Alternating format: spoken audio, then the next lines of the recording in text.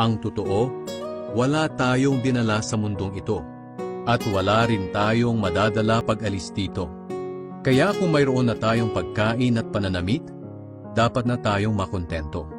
Ang mga taong naghahangad yumaman ay nahuhulog sa tukso, sa isang bitag ng mapanira at walang kabuluhang mga hangarin na nagdadala sa kanila sa kapahamakan. Sapagkat ang pag-ibig sa salapi ang siyang ugat ng lahat ng kasamaan.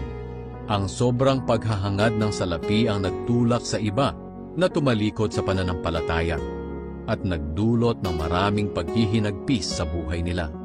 Ngunit ikaw bilang lingkod ng Diyos, iwasan mo ang mga bagay na iyan. Sikapin mong mamuhay ng matuwid, banal, may matibay na pananampalataya, mapagmahal, mapagtiis, at mabait sa kapwa.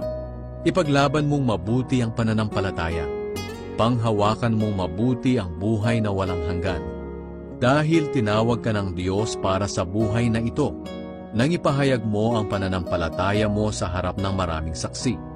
Sa presensya ng Diyos na nagbibigay buhay sa lahat, at sa presensya ni Kristo Jesus na nagpatotoo sa harap ni Poncio Pilato, inuutusan kitang sundin mong mabuti ang mga iniutos sa iyo, para walang masabi laban sa iyo.